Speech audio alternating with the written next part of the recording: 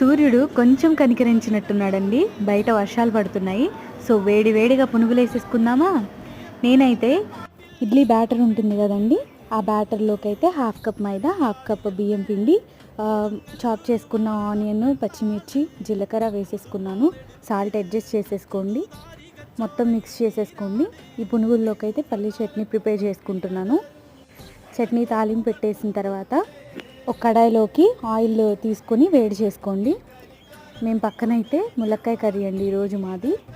So పక్కన అది కూడా చేసేసుకుంటున్నాను.